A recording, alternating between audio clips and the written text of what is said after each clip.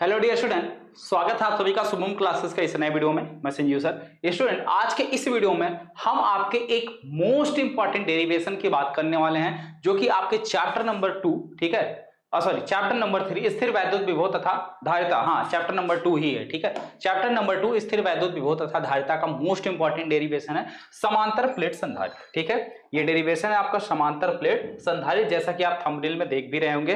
तो समांतर प्लेट संधारित्र बेटा बोर्ड एग्जाम के लिए बहुत ही ज्यादा इंपॉर्टेंट है, ठीक है, बहुत ज्यादा इंपॉर्टेंट है और इसका डेरिवेशन एग्जाम में बहुत पूछा जाता है, ठीक है। तो चलिए ध्यान से देखिएगा, बहुत आसान है, बहुत सिंपल है।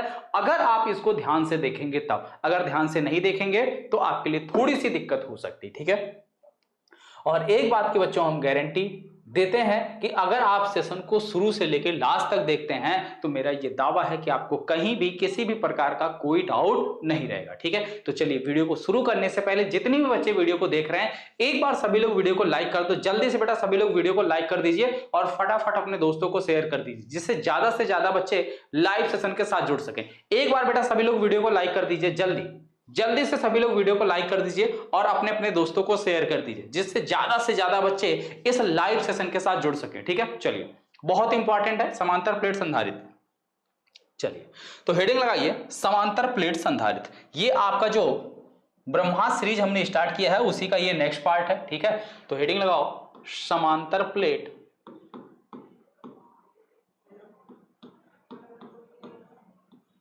संधारित्र,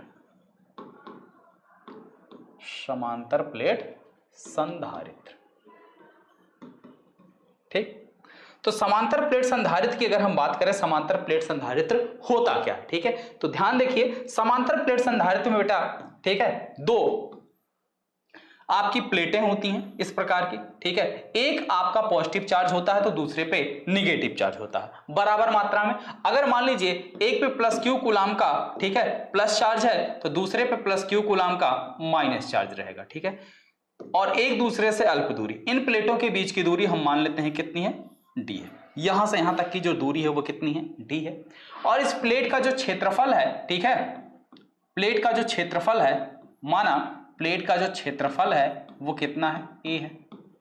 प्लेट का जो क्षेत्रफल है, ठीक है, वो कितना है बेटा, ए है, ओके। इस पर कितना चार्ज है, मान लेते हैं इस पर प्लस क्यू कूलाम का चार्ज है, दूसरे पर क्या होगा, माइनस क्यू कूलाम का चार्ज होगा, ठीक है। एक आपका प्लस चार्ज है तो दूसरा माइनस चार्ज है, इस प्रकार से। अगर इन प्लेटों का, ठीक है, इस पर उपस्थित आवेश की मात्रा कितना है, क्यू है, और इस पर भी, तो प्लेटों का क्या होगा, पृष्ठीय घनत्व तो कितना हो जाएगा, प्लेटों का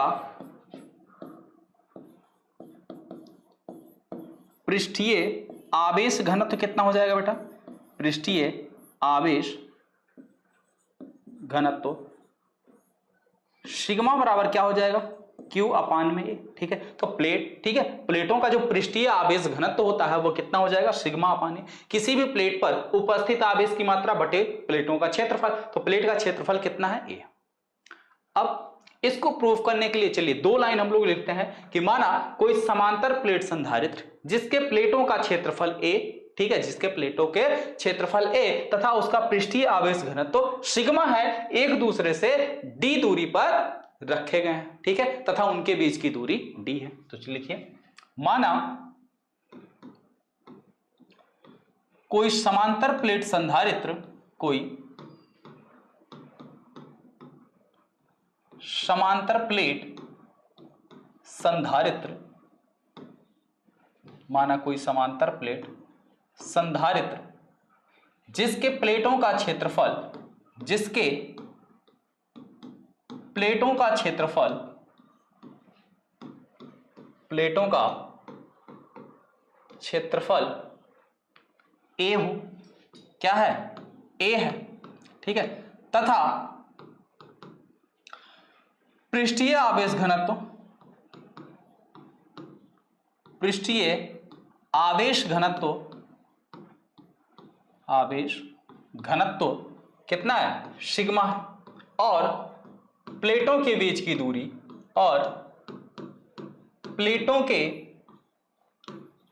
बीच की दूरी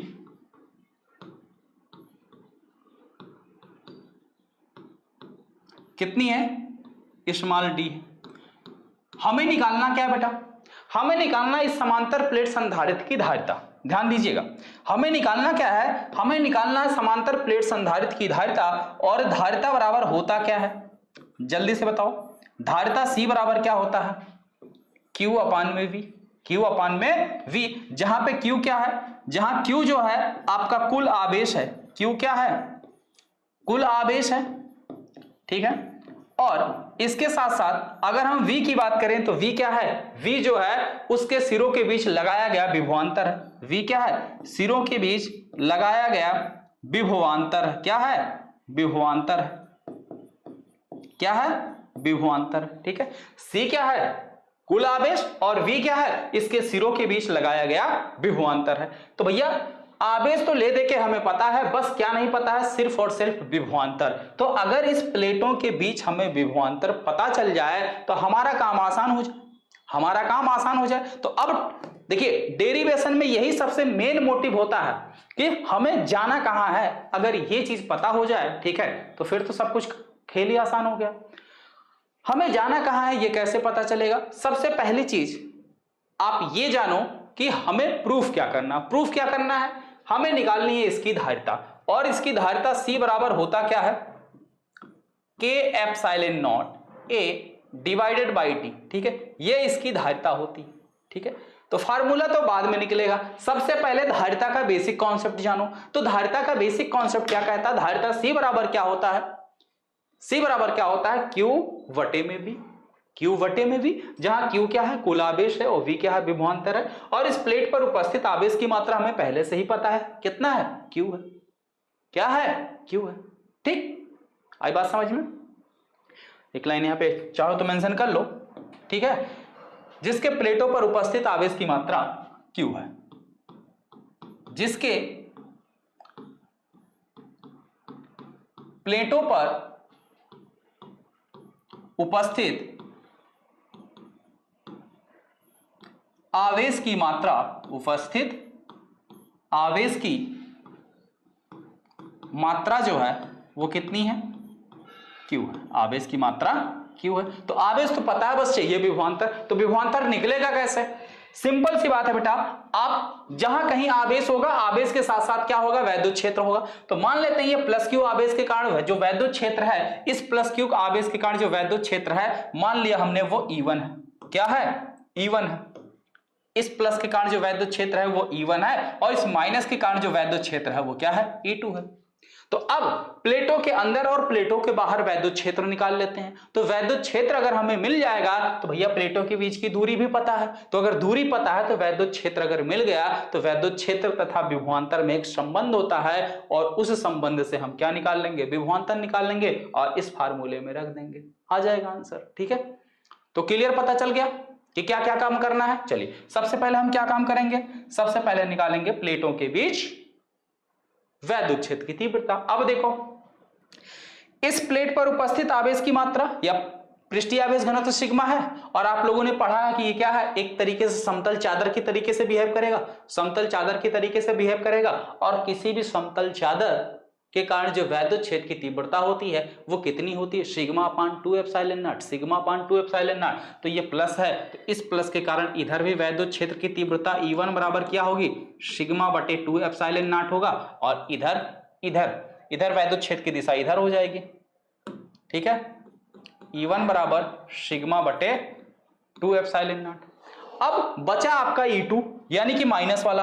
अब इस माइनस वाले के कारण देखो, इस माइनस वाले के कारण वैद्युत क्षेत्र की तीव्रता की दिशा इधर हो जाएगी, E2 बराबर सिग्मा अपान 2 एप्सिलॉन नॉट, और इसके अंदर इधर दिशा हो जाएगी आपकी E2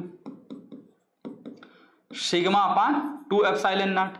अब यहां पे इस प्लेट को थोड़ी देर के लिए अगर हम अनुपस्थित माने, मान ले ये प्लेट नहीं है, तो इस प्लेट के बाहर इसकी वजह से जो वैद्युत क्षेत्र की तीव्रता होगी E2, ये ठीक है, E2 ये क्या हो जाएगा, E2 बराबर सिग्मा बटे 2 एप्सिलॉन नॉट, लेकिन इसकी दिशा किधर हो जाएगी, इसकी दिशा इधर हो जाएगी। और इस प्लेट यानी कि E1 के कारण इस प्लेट के दूसरी प्लेट के बाहर अगर वैद्युत क्षेत्र की तीव्रता हम देखें तो दूसरी प्लेट के बाहर वैद्युत क्षेत्र की तीव्रता क्या हो जाएगी, इस डायरेक्शन में प्लस है, प्लस का ऋण इधर, E1 बराबर सिग्मा अपान 2 एप्सिलॉन नॉट। अब देखो प्लेटों के बाहर E1 और E2 वैद्युत क्षेत्र की तीव्रता E1 और E2 दोनों क्या हैं, दिशा में विपरीत हैं लेकिन परिमाण में बराबर हैं। तो प्लेटों के बाहर नेट वैद्युत क्षेत्र की तीव्रता यहां 0 हो जाएगी। प्लेटों के बाहर नेट वैद्युत क्षेत्र की तीव्रता क्या हो जाएगी, 0। क्लियर, आई बात समझ में? बोलो, यहां तक बात समझ में आया, कॉन्सेप्ट क्लियर हुआ?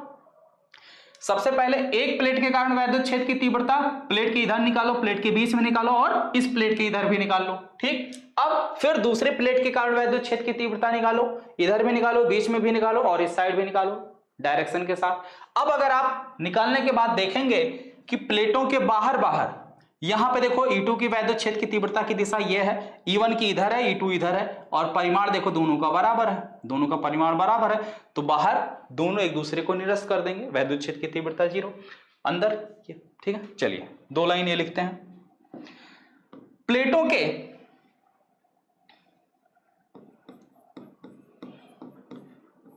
के बाहर वैद्युत क्षेत्र की तीव्रता, वैद्युत क्षेत्र की तीव्रता क्या होगी, 0 होगी, 0 होगी, ठीक है। और प्लेटों के अंदर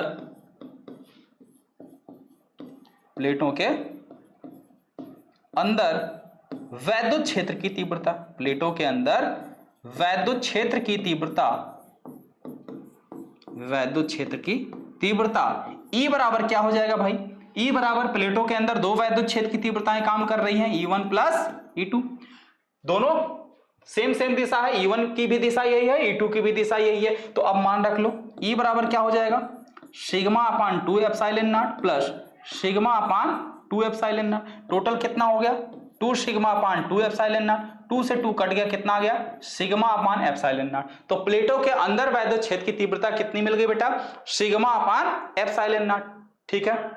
तो प्लेटों के मध्य वैद्युत क्षेत्र मिल गया। अब प्लेटों के बीच विभवांतर कितना हो जाएगा, प्लेटों के बीच विभवांतर कितना हो जाएगा, विभवांतर V बराबर क्या होता है, E इंटू प्लेटों के बीच की दूरी, प्लेटों के बीच की दूरी। और प्लेटों के बीच की दूरी कितनी है बेटा, स्मॉल डी है। कितनी है प्लेटों के बीच की दूरी, स्मॉल डी है। चलिए आगे लिखता हूं, ठीक है। प्लेटों के बीच की दूरी V बराबर क्या है, E इंटू प्लेटों के बीच की दूरी डी। E का मान सिग्मा, E का मान कितना है, सिग्मा अपान एप्सिलॉन नॉट और इंटू डी। ये V का मान आ गया, किसका मान आ गया, V का मान आ गया, ठीक है। अब V का मान आ गया, अब समांतर प्लेट संधारित्र की धारिता क्या हो जाएगी, धारिता की परिभाषा से, धारिता की परिभाषा से समांतर प्लेट संधारित्र की धारिता, समांतर प्लेट संधारित्र की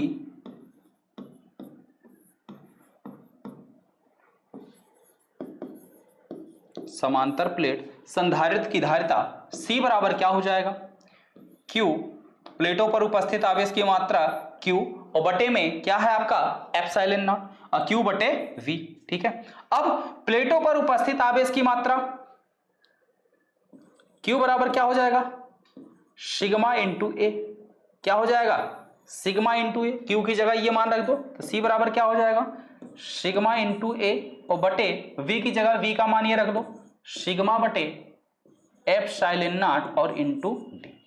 अच्छा यहां से देखो, ये पृष्ठीय आवेश घनत्व सिग्मा है, तो सिग्मा बराबर Q अपान ए, तो यहां से क्या इंप्लाइज करेगा, यहां से इंप्लाइज करेगा Q बराबर क्या हो जाएगा, ए से इधर भाग, इधर जाएगा गुणा हो जाएगा, तो सिग्मा इंटू ए। बोलो आया, कुल आवेश की मात्रा आई, तो वही कुल आवेश की मात्रा यहां रखी गई है, ठीक है। चलिए आगे देखिए, इस सिग्मा से ये सिग्मा आपका कैंसिल हो गया, एप्सिलॉन नॉट चला गया ऊपर, तो C बराबर क्या हो गया, epsilon not a divided by D. ये आपकी क्या है, समांतर प्लेट संधारित्र की धारिता का सूत्र है। कब, जब प्लेटों के बीच निर्वात हो, प्लेटों के मध्य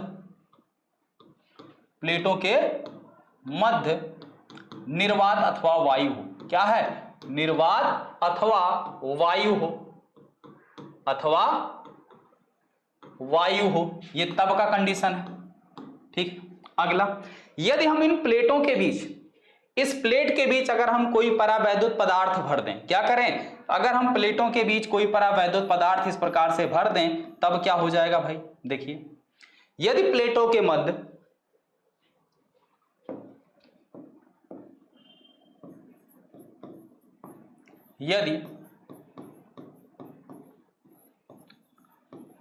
मध्य कोई परावैद्युत पदार्थ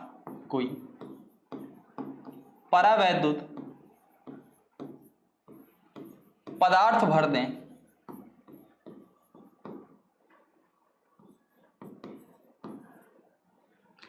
जिसका परावैद्युतांक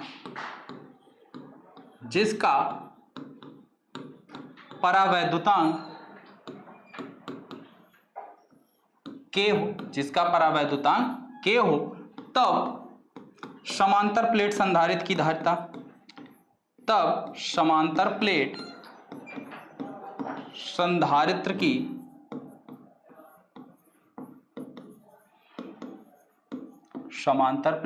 संधारित्र की धारिता C बराबर क्या हो जाएगा, K into epsilon not A divided by D. तब जो है इस समांतर प्लेट संधारित्र की धारिता K गुना क्या हो जाएगी, बढ़ जाएगी। क्या होगी, K गुना बढ़ जाएगी। ठीक है, आई बात समझ में, एकदम अच्छे से स्पष्ट, क्लियर, कोई दिक्कत नहीं है। चलिए आगे देखिए, नेक्स्ट देखो, जो भी बच्चे बेटा अभी तक शुभम क्लासेस का टॉप 100 बैच नहीं ज्वाइन किए हैं, आप सभी लोग शुभम क्लासेस का टॉप 100 बैच ज्वाइन कर लीजिए, जिसकी प्राइस अभी मात्र 1499 रुपए है। और देखिए, इसी टॉप 100 बैच से पढ़कर आपके 2023 की बोर्ड परीक्षा में बच्चों ने मैक्सिमम अंक स्कोर किया है। जैसा कि आप यहाँ पे देख रहे हैं, सभी बच्चों ने मैक्सिमम अंक स्कोर किए हैं इसी टॉप 100 बैच से, क्योंकि बैच के अंदर आपको मिलती है लाइव क्लास के साथ साथ प्रैक्टिस सेट, नोट्स और लास्ट ईयर क्वेश्चन पेपर। हर संडे आपका टेस्ट है और साथ ही साथ इंपॉर्टेंट क्वेश्चन और आंसर भी आपको प्रोवाइड किए जाते हैं। ठीक है, आई बात समझ में। चलिए एक बार फिर से मैं आप सभी को समझा देता हूं, रिपीट कर देता हूं। देखिए, हमें क्या काम करना है, समांतर प्लेट संधारित्र की धारिता निकालनी है। ठीक है, तो इसके लिए हमने क्या किया, हमने माना कि हमारा कोई समांतर प्लेट संधारित्र है जिसके प्लेटों का क्षेत्रफल a है और प्लेटों के बीच की दूरी d है और प्लेटों का जो पृष्ठीय आवेश घनत्व है वो सिग्मा है। ठीक है, आई बात समझ में। अब धारिता निकालने के लिए हमें क्या चाहिए, एक तो आवेश चाहिए और इसके साथ साथ धारिता भैया C बराबर क्या होता है, Q बटे में भी। एक तो आवेश चाहिए और इसके साथ साथ विभवांतर चाहिए। तो भैया आवेश तो हमें पता है, क्योंकि अगर पृष्ठीय आवेश घनत्व तो सिग्मा है, तो यहां से उपस्थित आवेश की मात्रा क्या होती है, प्लेटों का क्षेत्रफल गुणे आवेश घनत्व। तो भैया Q बराबर क्या हो गया, प्लेटों का क्षेत्रफल हो गया और गुणे आवेश घनत्व सिग्मा हो गया। ठीक है, तो आवेश तो निकल गया, चाहिए क्या, V।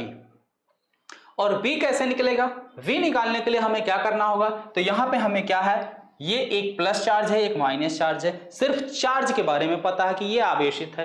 तो भैया अगर प्लस माइनस चार्ज कहीं भी होते हैं तो उसकी वजह से वैद्युत क्षेत्र उत्पन्न होता है, और वैद्युत क्षेत्र से हम वैद्युत विभवांतर कैसे निकाल सकते हैं, ये डायरेक्ट संबंध होता है भैया, V बराबर E गुणे प्लेटों का क्षेत्रफल, प्लेटों के बीच की दूरी।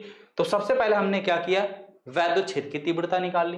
तो अब प्लेटों के बाहर और प्लेटों के बीच हमने वैद्युत क्षेत्र की तीव्रता निकाली। तो प्लेटों के बाहर वैद्युत क्षेत्र की तीव्रता हो गई 0 और प्लेटों के अंदर जो वैद्युत क्षेत्र की तीव्रता आई वो कितनी आई, सिग्मा बटे एप्सिलॉन नॉट आई। कितनी आई, सिग्मा बटे एप्सिलॉन नॉट आई। अब अगर प्लेटों के बीच वैद्युत क्षेत्र की तीव्रता मिल गई तो प्लेटों के बीच विभवांतर कितना हो जाएगा, V बराबर E गुणे D। अब इसके बाद यहां हमने E का मान रख दिया तो ये हो गया विभवांतर। अब यहाँ पे हमने धारिता की परिभाषा लगा दी। धारिता की परिभाषा से C बराबर होता है Q अपान में B, और Q का ये देखो यहाँ मान दिया गया है। ठीक है, Q बराबर क्या होता है, यानी आवेश बराबर होता है पृष्ठीय आवेश घनत्व गुणे प्लेटों का क्षेत्रफल। तो Q की जगह हमने रखा सिग्मा इंटू A और V की जगह B का मान रख दिया। सिग्मा से सिग्मा कट गया, एप्सिलॉन नॉट चला गया ऊपर। ये प्लेटों के बीच वैद्युत क्षेत्र की तीव्रता का फार्मूला आ गया। ठीक है, आई बात समझ में। ओके, आगे अगर हम प्लेट के बीच कोई परावैद्युत पदार्थ रख दें, ठीक है, कोई परावैद्युत, मात्रा किसका, फेरेड बन जाएगा। कोई परावैद्युत पदार्थ रख दें तो उसकी धारिता k गुना बढ़ जाती है, तो इसकी धारिता कितनी हो गई, ये इतनी फेरेड हो गई, ठीक है। चलिए अब यही एक सवाल और पूछ लिया जाता है कि किसी भी समांतर प्लेट संधारित्र की धारिता को कैसे बढ़ाया जा सकता है। चलिए इस पर भी विचार कर लेते हैं।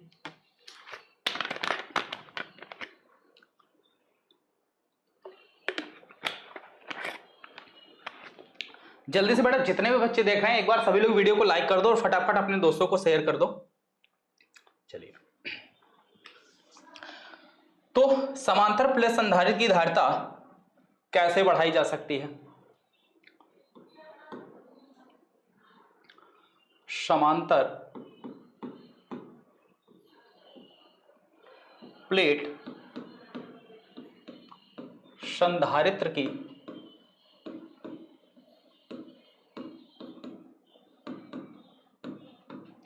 धारिता को बढ़ाने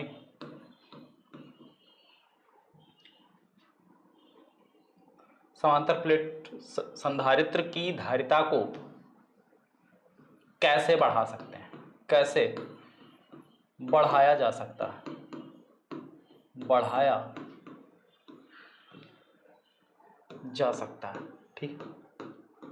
सबसे पहली बात तो समांतर प्लेट संधारित्र की धारिता C बराबर होता क्या है, K epsilon not A divided by T। चलिए अब देखिए पॉइंट नंबर 1, सबसे पहला अगर हम A का मान बढ़ा दें, A का मान बढ़ा दें तो C का मान बढ़ जाएगा क्योंकि A आपका ऊपर है, ठीक है। तो भैया अगर A का ज्यादा मान रखेंगे तो C का ज्यादा मान आएगा। A है क्या, प्लेटों का क्षेत्रफल। तो सबसे पहला काम है समांतर प्लेटों का क्षेत्रफल बढ़ा के, क्षेत्रफल बढ़ाने से धारिता बढ़ जाएगी, धारिता बढ़ जाएगी, ठीक है। दूसरा पॉइंट क्या कह रहा भाई, के एप्सिलॉन नॉट तो कांस्टेंट है, के क्या है, उनके बीच भरा हुआ परावैद्युत पदार्थ है। तो अगर परावैद्युत पदार्थ का परावैद्युतांक ज्यादा हो तो के का मान, सी का मान अपने आप ज्यादा हो जाएगा। अगर के का मान ज्यादा है तो सी का मान ज्यादा होगा। तो वही चीज लिखिए, प्लेटों के मध्य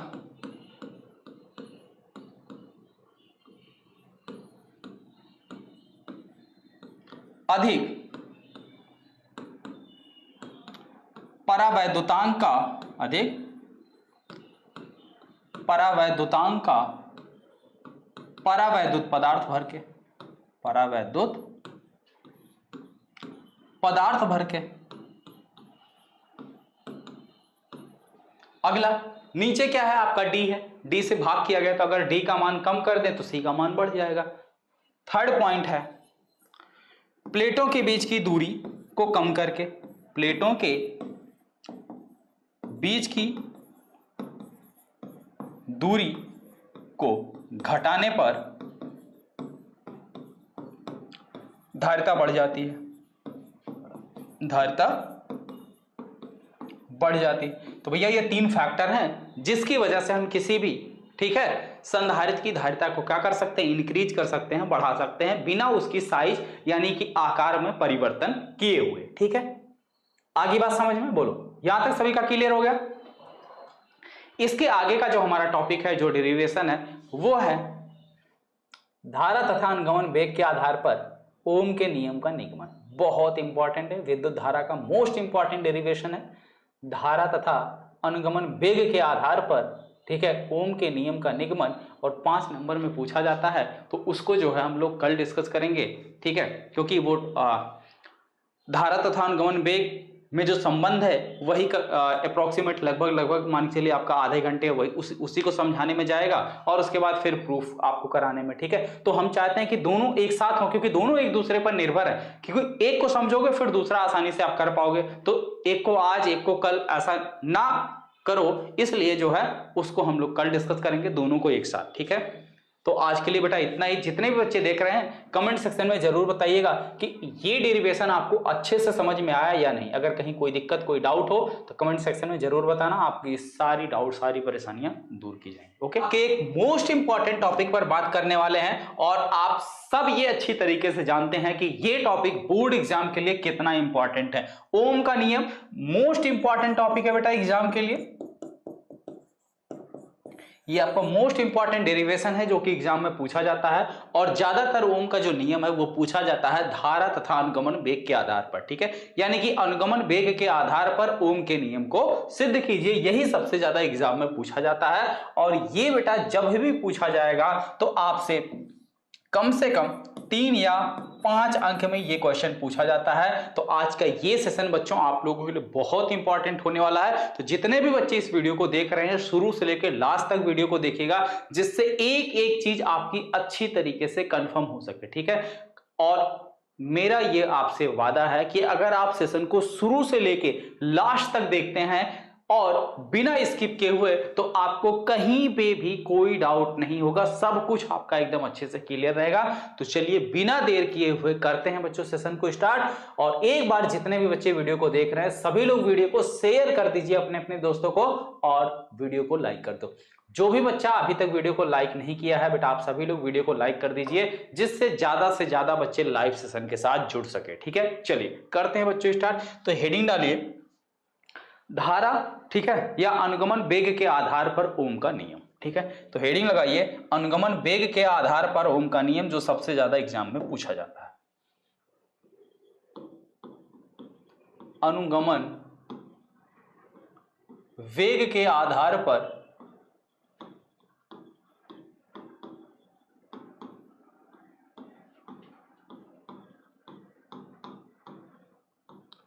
ओम का नियम।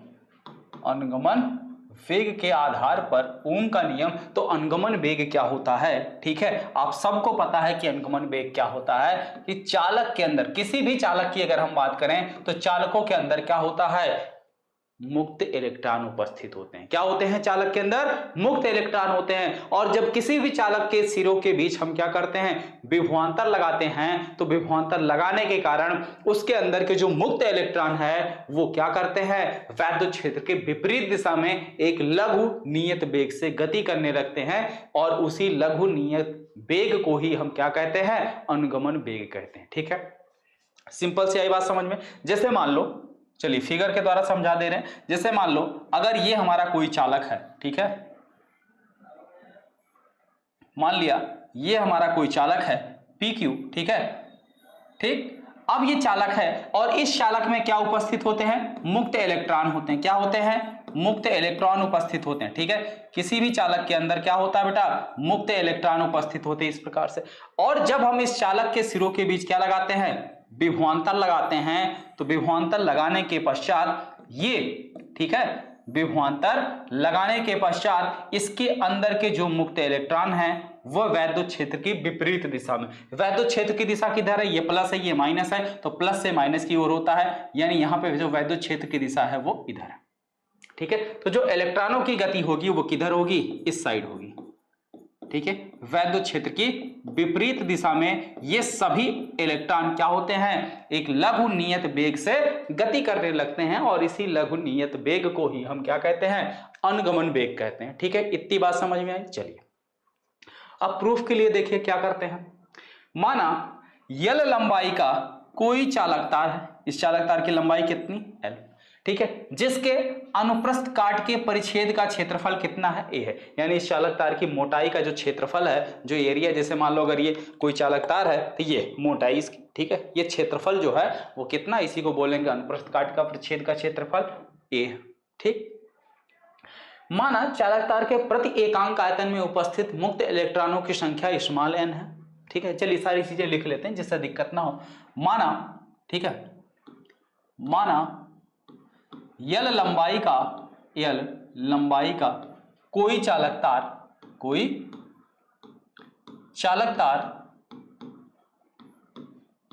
जिसके अनुप्रस्थ काट के परिच्छेद का क्षेत्रफल, जिसके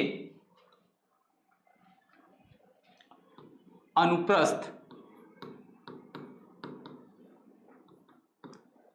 काट के परिच्छेद का क्षेत्रफल, जिसके अनुप्रस्थ काट के परिच्छेद का क्षेत्रफल, परिच्छेद का क्षेत्रफल कितना है, कैपिटल ए, ठीक है। और चालक तार के प्रति एकांक आयतन में तथा चालक तार के प्रति एकांक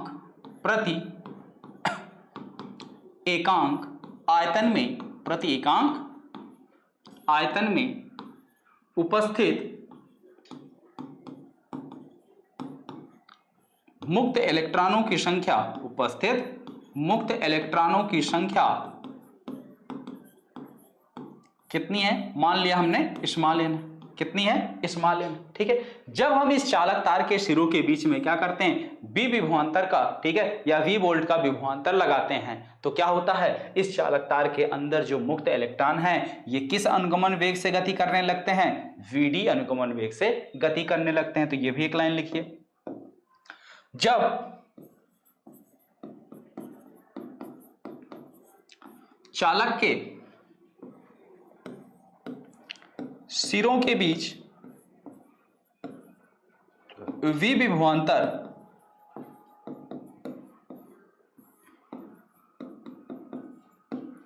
लगाया जाता है, तो चालक के अंदर उपस्थित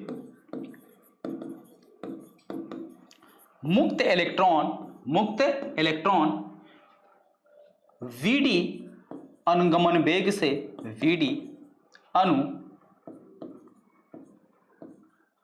अनुगमन वेग से गति करने लगते हैं, ठीक है। आगे बात समझ में क्या है कि जब हम इस चालक तार के सिरों के बीच में कोई विभवांतर लगाते हैं तो इसके अंदर के जो मुक्त इलेक्ट्रॉन है वो वीडी अनुगमन वेग से क्या करने लगते हैं, गति करने लगते हैं, ठीक है। इतनी बात समझ में आई, बोलो बेटा, इतनी बात समझ में आई, ठीक है, बोलो हाँ या ना। अब देखो, चालक तार के सिरों के बीच जैसे ही हम विभवांतर लगाएंगे तो विभवांतर लगाने के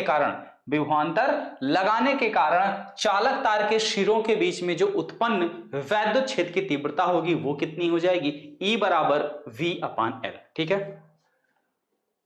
आई बात समझ में। जैसे हम विभवांतर लगाएंगे, विभवांतर का मतलब क्या, बैटरी लगाएंगे, ठीक है, और प्लस आवेश माइनस आवेश इसमें होता है प्लस और माइनस, ठीक है। तो इसकी वजह से इस चालक तार के, ठीक है, चालक तार में क्या होता है, एक वैद्युत क्षेत्र उत्पन्न हो जाता है चालक तार के अंदर, ठीक है। और वो वैद्युत क्षेत्र कितना हो जाएगा, वैद्युत क्षेत्र और विभवांतर में क्या संबंध है, E बराबर V/L, ठीक है। तो कितना हो जाएगा, L। तो ये भी एक लाइन आप लिखेंगे,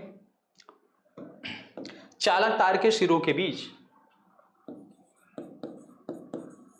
चालक तार के सिरों के बीच विभवांतर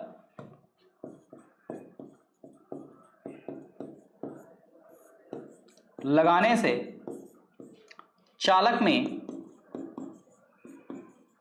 उत्पन्न वैद्युत क्षेत्र की तीव्रता,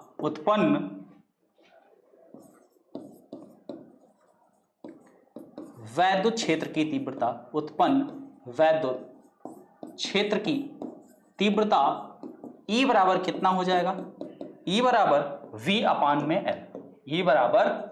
V/L, समीकरण नंबर 1, ठीक है। कितना हो जाएगा, इस चालक तार के सिरों के बीच क्या उत्पन्न हो जाएगा, चालक तार के अंदर वैद्युत क्षेत्र। अब इस वैद्युत क्षेत्र की वजह से इस चालक तार के अंदर जितने भी मुक्त इलेक्ट्रॉन है, हर एक मुक्त इलेक्ट्रॉन पर क्या लगेगा, एक वैद्युत बल लगेगा। क्या लगेगा, एक वैद्युत बल लगेगा। आई बात समझ में। जैसे सिंपल सा मैं एक आपको लॉजिक बताता हूं। जैसे मान लो ये अगर कोई रूम है, ठीक है, ये कोई रूम है, ठीक, और इस रूम में मान लो ये शीशे वाला वो जो कोई ये दरवाजा लगा हुआ है, ठीक है, शीशे वाला कोई दरवाजा लगा हुआ जो पुश वाला होता है ना, ठीक है। जैसे मॉल वॉल में जाओ तो आप धक्का देते हो दरवाजा खुल जाता है, फिर वो अपने आप ऑटोमेटिक बंद हो जाता है। ठीक है, तो अगर 10 लोग इसके अंदर जा रहे हैं तो अगर एक धक्का देके चला गया तो फिर ये बंद हो गया, फिर दूसरा जाएगा, तो यानी हर एक को जाने के लिए क्या होगा, उस दरवाजे पर थोड़ा बहुत फोर्स लगाना पड़ेगा जिससे वो दरवाजा खुले और आप अंदर जाएं। तो उसी तरीके से इस चालक तार के अंदर जितने भी मुक्त इलेक्ट्रॉन हैं, हर एक मुक्त इलेक्ट्रॉन पर वैद्युत क्षेत्र के द्वारा एक वैद्युत बल लगता है। ठीक है, और वैद्युत बल कितना लगता है बेटा, जानते ही आप, F बराबर क्या होता है, QE। आवेश का मान यहां कितना है, 1 इलेक्ट्रॉन, तो Q की जगह हम क्या रखेंगे, E, यानी कि E इंटू E। ठीक है, जहां E क्या है, चालक पर 1 इलेक्ट्रॉन पर उपस्थित आवेश की मात्रा, और E जो है वैद्युत क्षेत्र की तीव्रता है। तो चालक तार के उपस्थित प्रत्येक मुक्त इलेक्ट्रॉन पर इतना वैद्युत बल लगेगा। ठीक है, इतनी बात समझ में आई, बोलो बेटा हाँ या ना। ठीक, चलिए तो आगे लिखते हैं यही लाइन। ठीक है, नेक्स्ट पेज पे। तो चालक के अंदर उपस्थित प्रत्येक मुक्त इलेक्ट्रॉन पर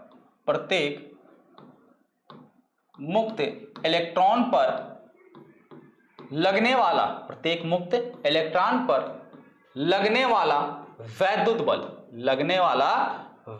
बल F बराबर कितना हो जाएगा, E इंटू E। F बराबर क्या हो जाएगा, E इंटू E। ठीक है, इतनी बात समझ में आ गई, बोलो हाँ या ना। ये हो गया आपका समीकरण नंबर 2। यदि एक इलेक्ट्रॉन का, ठीक है, यदि प्रत्येक इलेक्ट्रॉन का द्रव्यमान m हो तो, ठीक, यदि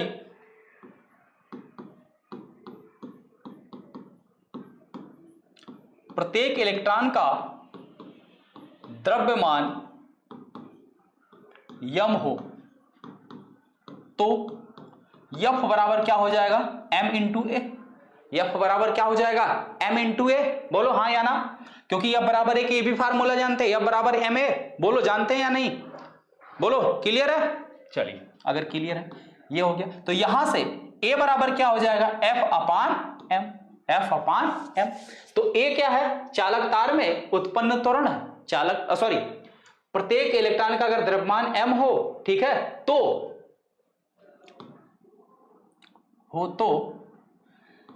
उत्पन्न त्वरण कितना हो जाएगा बेटा, उत्पन्न त्वरण बोलो, अभी भी देखो हमने ये निकाला ना, तो A बराबर कितना हो जाएगा, A बराबर आपका हो जाएगा F अपान में m। अब F का मान देखो यहां लिखा हुआ है, अब यही F का मान उठा के यहां रख दो, तो A बराबर क्या हो जाएगा, F का मान E इंटू E और अपान m।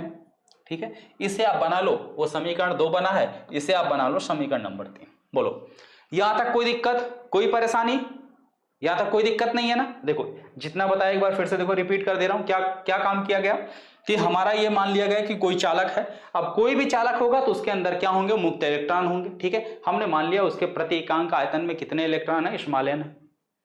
अब जैसे ही हम इसके सिरों के बीच विभवांतर लगाएंगे तो इसके अंदर के जो मुक्त इलेक्ट्रॉन है वो VD अनुगमन वेग से क्या करने लगेंगे, गति करने लगेंगे।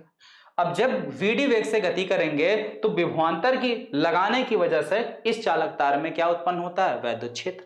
और वैद्युत क्षेत्र उत्पन्न होने की वजह से चालक तार के अंदर जितने भी इलेक्ट्रॉन है, हर इलेक्ट्रॉन पर एक वैद्युत बल लगेगा, सिंपल। ठीक है, तो वैद्युत बल कितना लगेगा, ये लगेगा। अब अगर हम एक इलेक्ट्रॉन का द्रव्यमान m मान के चलें तो इस वैद्युत विभवांतर लगाने की वजह से जो इलेक्ट्रॉन हमारे त्वरित हो रहे हैं, इसमें उत्पन्न त्वरण कितना होगा, वो कितना होगा, A बराबर F अपान m। F का मान देखो ऊपर दिया गया, F का मान रख लिया, यहां तक क्लियर। चलिए अब अगर यहां तक क्लियर हो गया तो अब थोड़ा सा आगे आइए, आगे आया जाए, बात किया जाए। ठीक है, बोलो कोई दिक्कत है बेटा, कोई दिक्कत, कोई परेशानी नहीं है ना। चलिए अब देखिए, ये जो चालक है, ये जो चालक तार आप देख रहे हैं, इस चालक तार के अंदर क्या जितने भी मुक्त इलेक्ट्रॉन है वो चालक के अंदर उपस्थित धन आयनों से क्या होते हैं, बार बार टक्कर करते रहते हैं। ठीक है, अगर इनके अलावा जो इलेक्ट्रॉन है, इलेक्ट्रॉन तो मान लो वैद्युत क्षेत्र की वजह से एक निश्चित दिशा में चलना शुरू कर दिए, लेकिन जो इसके अंदर धनायन है वो इलेक्ट्रॉन के विपरीत दिशा में भागेंगे, तो दोनों के बीच में टक्कर होगा। ठीक है, तो वही चीज है कि चालक में उपस्थित, ठीक है, चालक में मुक्त इलेक्ट्रॉन धन आयनों से क्या होते हैं, धन आयनों से बार बार टकराते रहते हैं, ठीक है। हमने मान लिया कि दो कर्मागत धन आयनों के बीच, ठीक है, दो कर्मागत धन आयनों के टकराने के बीच अगर समय टाउ है, ठीक है, माना दो क्रमागत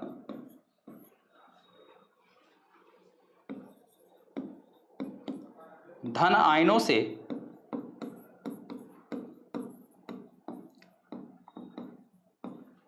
टक्कर में लगा समय टाउ, और इसी टाउ को हम क्या बोलते हैं, श्रांतिकाल बोलते हैं। क्या बोलते हैं, श्रांतिकाल। दो कर्मागत धन आयनों के बीच, ठीक है, टक्कर होने में जो लगा समय होता है वही हमारा क्या कहलाता है, श्रांतिकाल कहलाता है, और इसे लिखते हैं टाउ से। टाउ है, ठीक, कितना है, दो कर्मागत धन आयनों के बीच में क्या है, टाउ है। तो किन्हीं दो कर्मागत, ठीक है, तब दो क्रमागत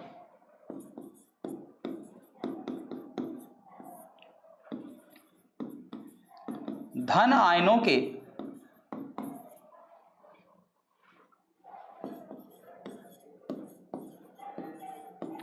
टक्कर में, ठीक है, धन आयनों के टक्कर में जो इलेक्ट्रॉन के वेग में वृद्धि होगी, ठीक है, इलेक्ट्रॉन के वेग में, टक्कर में इलेक्ट्रॉन के वेग में ए टाउ की वृद्धि होगी। क्या होगी, ए टाउ की वृद्धि होगी।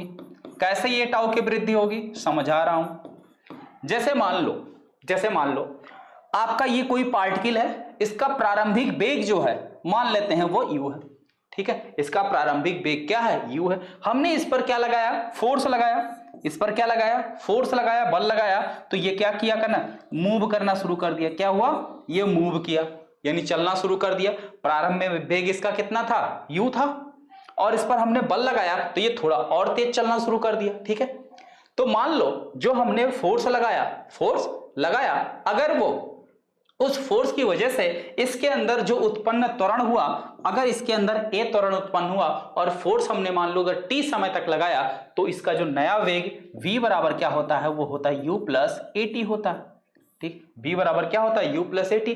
तो u क्या है, गति का प्रथम समीकरण यही है ना, तो u क्या, प्रारंभिक वेग, और ये v क्या है, नया वेग। तो नए वेग में कितना इजाफा हुआ, a टी का, जहां टी क्या है, समय, और यहां समय का काम कौन कर रहा है, टाउ कर रहा है, श्रांतिकाल। और उत्पन्न त्वरण जान ही रहे हो ए है, उत्पन्न त्वरण ए है, तो वेग में वृद्धि कितने की होगी, यहां वृद्धि अगर ए टी की हो रही है तो इसमें वृद्धि कितने की होगी, ए टाउ की होगी, सिंपल, ठीक है।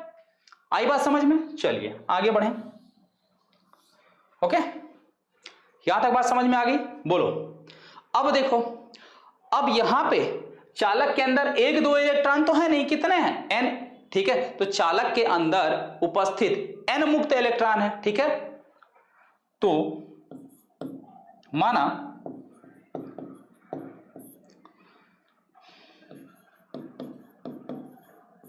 चालक के अंदर उपस्थित n मुक्त इलेक्ट्रॉनों का प्रारंभिक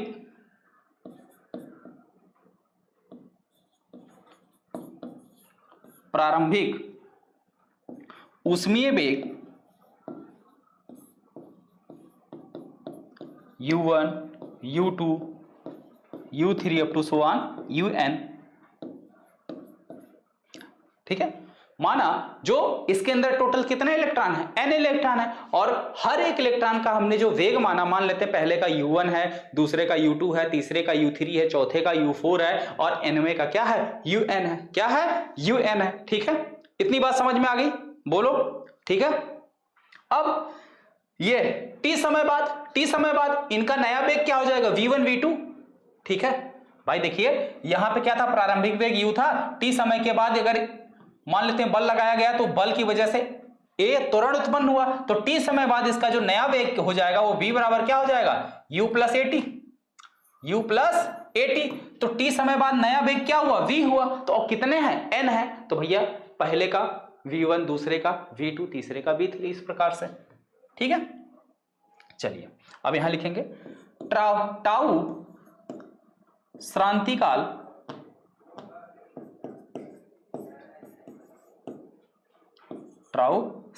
काल के बाद नया ऊष्मीय वेग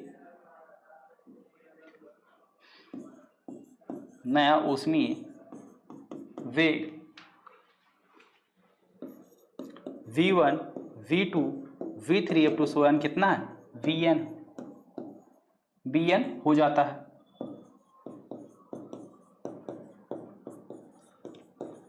ठीक है, इतनी बात समझ में आ गई, बोलो इतनी बात समझ में आ गई। तो अब यहां से v1 बराबर क्या हो जाएगा भाई, देखो v1 बराबर क्या हो जाएगा, u1 प्लस a टाउ। बोलो होगा या नहीं होगा, क्योंकि उत्पन्न त्वरण तो यही है, हर एक में वृद्धि कितने की हो रही बेटा, देखो कितने की वृद्धि हो रही है, a टाउ की। तो जो नया वेग होगा पुराने वाले में a टाउ अगर हम जोड़ दें तो नया मिल जाएगा। तो भैया v1 बराबर क्या हो जाएगा, पहले वेग क्या था u1 और इसमें कितना वृद्धि हुआ, a टाउ। इसी तरीके से v2 कितना हो जाएगा, u2 plus a tau up to so on. इसी तरीके से अगर हम un की बात करें, किसकी, vn की बात करें, तो ये कितना हो जाएगा, un प्लस a टाउ। अब अनुगमन वेग की परिभाषा क्या कहती है,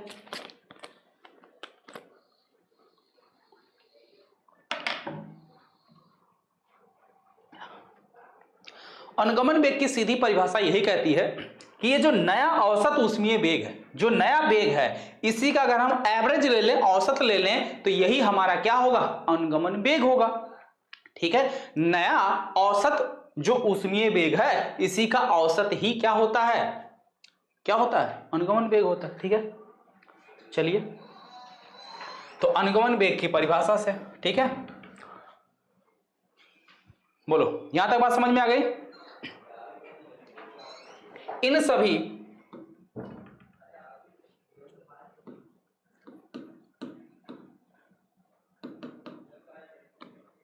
मुक्त इलेक्ट्रॉनों का औसत वेग ही अनुगमन वेग है, अनुगमन वेग Vd है। तो भैया आ जाओ, Vd बराबर क्या हो जाएगा आपका, Vd बराबर औसत यानी v1 plus v2 plus v3 plus up to so on vn और डिवाइडेड बाय क्या हो जाएगा, n हो जाएगा। अब सबका मान रख लो, v1 का मान u1 plus a tau, v2 का मान u2 plus a tau, v3 का मान u3 plus a tau up to so on dot dot, vn का मान un plus a tau, un plus a tau, ठीक, डिवाइडेड बाय n। अब सबको जो u वाले हैं इनको बाहर निकाल लो, un plus u2 plus u3 plus up to so on dot dot, un इसको एक साथ लिख सकते हैं, और प्लस a टाउ। ठीक है, अच्छा इतनी बात समझ में आ गई, a tau plus a tau ये कितनी बार होगा बेटा, n बार होगा। कितनी बार होगा, n बार होगा। ठीक है, और टोटल डिवाइडेड बाय कितना हो जाएगा, नीचे n है n, तो इसको क्या लिख सकते हैं, un plus u2 plus u3 plus up to so on un divided by n, ये अलग अलग कर सकते हैं, और प्लस ये देखो a टाउ कितनी बार है, n बार है, तो ये हो जाएगा n a टाउ और डिवाइडेड बाय n, तो n से n कैंसिल हो जाएगा। अगर एक को हम 10 बार जोड़ेंगे तो उससे अच्छा 10 से सीधे n में गुणा कर दें। ठीक है, देखो 1 को अगर 10 बार जोड़ोगे आएगा 10, या सीधे 10 से 1 में गुणा कर दोगे तब भी वही चीज आएगा। अगर 2 को हम 10 बार जोड़े तो कितना आ जाएगा 20। 2 को अगर हम 10 बार जोड़े तो आ जाएगा 20, या सीधे 10 से गुणा कर दें 10 दूना 20। तो वही सिंपल चीज है, a को हम n बार जोड़े या सीधे n से इसमें गुणा कर देते हैं, n से कर दिए गुणा, n से n कट गया। और ये जो औसत ऊष्मीय वेग होता है ये शून्य होता है। किसी भी चालक का औसत ऊष्मीय वेग यानी जो प्रारंभिक वाला औसत ऊष्मीय वेग है ये आपका हो जाएगा 0, ये हो जाएगा 0। तो भैया vd बराबर हमें क्या मिला, अनुगमन वेग। vd बराबर क्या मिला, vd बराबर मिल गया a टाउ, a टाउ। अब देखो a टाउ मिल गया। अब a का मान हमने निकाला था, a का मान निकाला था, तो vd बराबर क्या हो गया भाई, vd बराबर देखो a का मान निकाला गया कहीं, ये देखो a का मान देखो यहां समीकरण नंबर 3 से small e capital E upon M, तो ये मान रख देते हैं vd बराबर small e capital E divided by M into tau. ये आ गया आपका अनुगमन वेग, ये आपका आ गया क्या, अनुगमन वेग। क्लियर है, यहां तक समझ में आ गया। अब यहां पे धारा तथा अनुगमन वेग में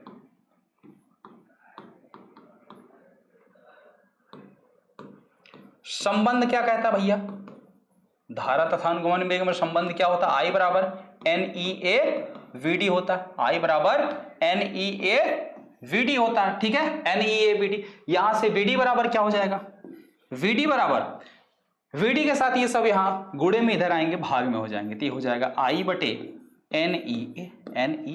अब ये VD का मान देखो यहां रख लो भैया, VD की जगह रख लो E अपान m और इंटू टाउ इक्वल टू ये हो गया I अपान NEA।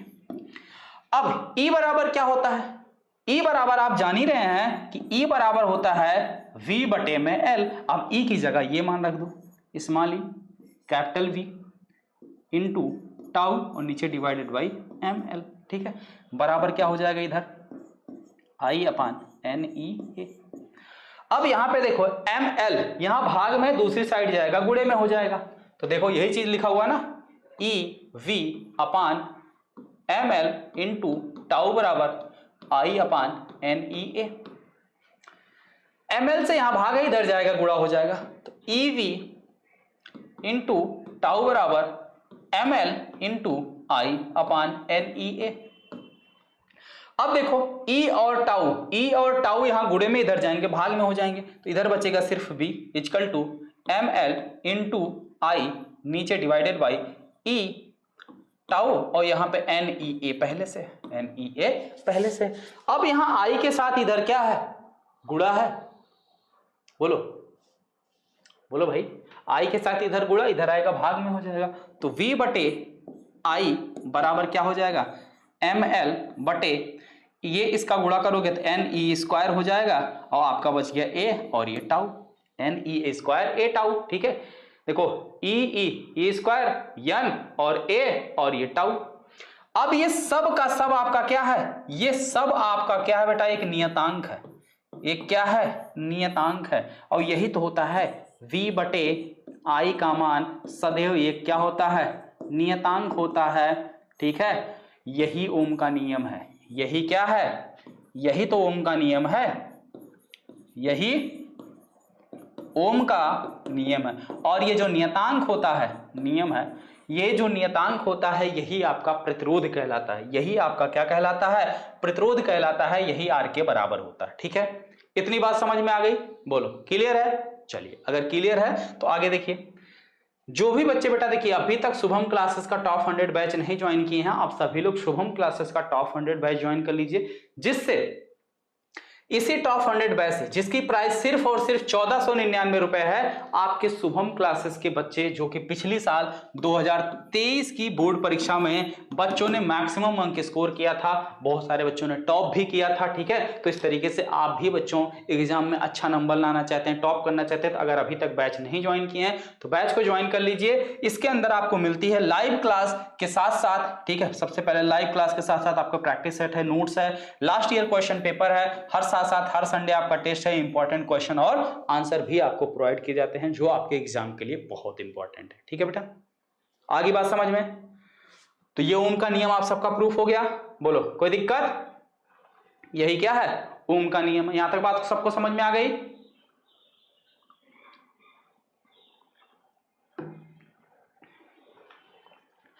ठीक है, या इसको ऐसे भी लिख सकते हैं V बटे I बराबर R। ठीक है, और इस R की जगह हम क्या लिख सकते हैं? ml अपान NE स्क्वायर ए टाउ, जो कि क्या है? एक कांस्टेंट है। क्या है? एक कांस्टेंट है। ठीक है, यानी कि एक नियतांक है। ठीक है, बोलो आगे बात समझ में। इसका मात्रक क्या होगा बेटा? इसका जो मात्रक होगा, इसका मात्रक जो SI मात्रक होगा वो हो जाएगा बेटा ओम। ठीक है, और बीमा क्या होगी? डायमेंशन। बीमा कैसे निकलेगी? तो बीमा निकालने के लिए आप सबसे पहले B की बीमा निकालो और फिर नीचे I की बीमा निकालो। ठीक है, तो जो आएगा वही R की बीमा हो जाएगी। तो इसका बीमा आप लोग बताइए भाई कितना आएगा? बोलिए इसकी बीमा कितनी आएगी? बीमा निकालने के लिए क्या करना? सबसे पहले B की बीमा और फिर नीचे I की बीमा। B की बीमा निकालने के लिए आप क्या करोगे? W की बीमा, और नीचे क्योंकि V बराबर क्या होता है? W अपान Q, नीचे आपका आ जाएगा Q की बीमा और इसके साथ साथ I की बीमा। अब W की बीमा आप जानते हैं, W बराबर क्या होता है? F into D. F की बीमा इंटू D की बीमा डिवाइड बाई Q की हो जाएगी 80 और साथ साथ I है, I का हो जाएगा A। बल MLT की पावर -2 इसका हो गया, और इसके साथ साथ D है, D का होता है L, नीचे आपका है A square T, A square T. अब सबको अरेंज कर लो, तो M L स्क्वायर T की पावर -3 A की पावर -2, यही जो है आपके इसकी प्रतिरोध की जो है R की बीमा हो गई। ठीक है, यही आपके प्रतिरोध यानी कि R की बीमा हो गई। क्लियर हुआ बेटा? सबको समझ में आया? चलिए एक बार फिर से समझा दे रहा हूं ओम का नियम, क्योंकि बहुत ज्यादा इंपॉर्टेंट है आपका ओम का नियम। देखिए इसके लिए आपको करना क्या है? बहुत सिंपल है। ठीक है, सबसे पहला काम आपको क्या करना है? देखो यहां तक क्लियर है ना कि हमने क्या किया? एक चालक तार लिया, उस चालक तार की लंबाई हमने कितनी मान ली? L मान लिया। ठीक है, और इस चालक तार के अंदर ठीक है, इसके प्रति एकांक आयतन में हमने कितने इलेक्ट्रॉन माना? इलेक्ट्रॉनों की संख्या n है। ठीक, अब जैसे ही हम क्या करेंगे? इसके सिरों के बीच विभवांतर लगाएंगे, तो विभवांतर लगाने की वजह से इसके अंदर के जो मुक्त इलेक्ट्रॉन है वो VD अनुगमन वेग से क्या करना शुरू कर देंगे? गति करना शुरू कर देंगे। ठीक है, अब जब गति करना शुरू कर देंगे और इस विभवांतर की वजह से इस चालक तार के अंदर एक वैद्युत क्षेत्र उत्पन्न होता है, और वो वैद्युत क्षेत्र इस हर एक इलेक्ट्रॉन पर एक वैद्युत बल लगाएगा। अब वैद्युत बल बेटा कितना लगाएगा? तो उत्पन्न वैद्युत क्षेत्र ये हो जाएगा E बराबर V अपान L, और ये लगाएगा वैद्युत बल। ठीक, अगर इलेक्ट्रॉन का द्रव्यमान A है तो इलेक्ट्रॉन में उत्पन्न त्वरण कितना हो जाएगा? A बराबर क्या होता है? A बराबर होता है F अपान M। तो यहां से देखो F का मान रख दो उठा के, तो उत्पन्न त्वरण ये मिल गया हमको, ये मिला यहाँ पे समीकरण नंबर 3 यहां मिल गया। ठीक है, यहाँ पे हमने मान रख दिया। अब इसके अंदर के जो मुक्त इलेक्ट्रॉन है वो बार बार क्या करते हैं? धन आयनों से टकराते हैं, और मान लो दो कर्मगत धन आयनों से टकराने के बीच में अगर समय लग रहा आपका टाउ, ठीक है, उसे हम स्रांतिकाल बोलते हैं। क्लियर? और उन्हीं दो कर्मगत टक्करों के बीच, ठीक है, या टाउ श्रांतिकाल के बाद उनके जो वेग में वृद्धि होगी कितनी की होगी? ए टाउ की होगी। तो अगर उनका प्रारंभिक वेग u1 है, ठीक है, तो नया वेग v1 क्या हो जाएगा? u1 प्लस वृद्धि ए टाउ 1। अगर u2 है तो फिर नया वेग क्या हो जाएगा? u2 प्लस ए टाउ 2। ठीक है, इस प्रकार से इनका नया वेग हो जाएगा। अब हमने क्या किया?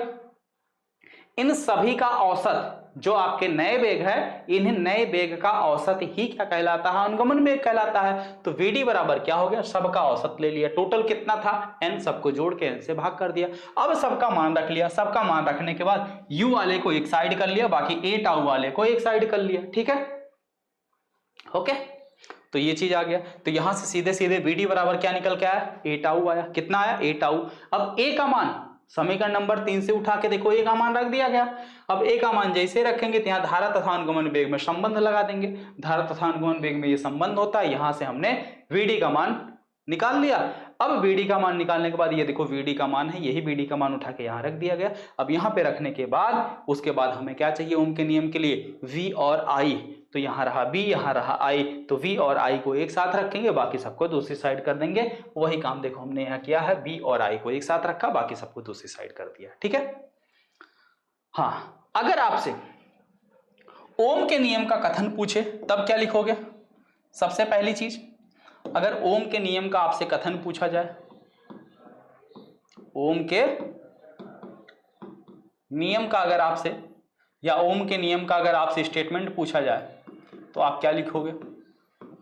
सिंपल सा स्टेटमेंट है, क्लास 10th में भी आप लोगों ने पढ़ा है। क्या पढ़ा है? यदि किसी चालक तार की, यदि किसी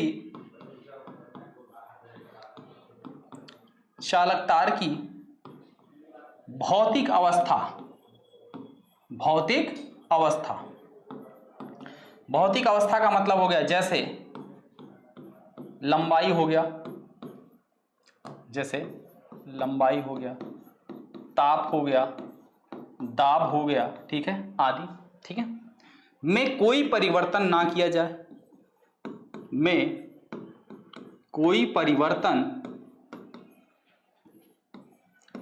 ना किया जाए तो चालक के सिरों के बीच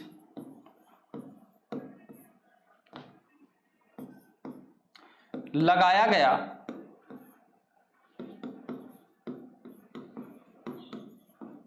विभवांतर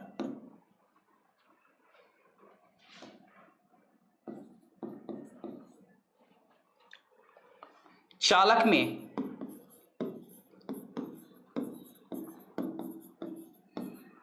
बहने वाली धारा के अनुक्रमानुपाती होती है, यानी कि V प्रोपोर्शनल I। अगर I को हम इधर ले आए तो V बटे I जो है, ठीक है, V बटे I जो है ये क्या होगा? एक नियतांक होगा। क्या होगा? एक नियतांक होगा, ठीक है। या इसको आप दूसरी तरीके से लिख सकते हो कि चालक तार के सिरों के बीच लगाया गया विभवांतर और उसमें, ठीक है, और उसमें बहने वाली धारा का अनुपात सदैव एक नियतांक होता है, ठीक है, ठीक है, उसमें बहने वाली धारा, यहां से नया शब्द आप लिख सकते हो, का अनुपात सदैव एक नियतांक होता है, एक नियतांक होता है। और यही चीज देखो प्रूफ हुआ है, ठीक है, देखो यही चीज आया भी है, नियतांक, ठीक है, नियतांक होता है। तो दोनों तरीके से, चाहे तो आप इस तरीके से स्टेटमेंट लिख सकते हो या चाहे इस तरीके से स्टेटमेंट लिख सकते हो। दो परिभाषाएं मैंने आपको बताई, जो आपको सही लगे उस तरीके से आप इसको लिख सकते हैं, ठीक है बेटा। आगे बात समझ में क्लियर हुआ? बोलो सभी का क्लियर है? तो जितने बच्चे इस वीडियो को देख रहे हैं सभी लोग एक बार वीडियो को लाइक कर दो और जल्दी से अपने अपने दोस्तों को शेयर कर दो, ठीक है। और कमेंट सेक्शन में जरूर लिखिएगा कि आज का ये वीडियो आपको कैसा लगा, जो भी टॉपिक मैंने आपको समझाया पूरा प्रॉपर तरीके से समझ में आया, अगर अच्छे से समझ में आया हो, ठीक है। अपना अपना फीडबैक कमेंट सेक्शन में जरूर देखिएगा, ठीक है। अगर कोई दिक्कत, कोई डाउट होगा तो उसे भी मेंशन कीजिएगा, जिससे नेक्स्ट आने वाली वीडियो में आपकी जो समस्या है, जो आपका डाउट है, वो क्लियर किया जा सके, ठीक है बच्चों। तो मिलते हैं फिर अगले वीडियो में, आज के लिए इतना ही, ओके, थैंक यू।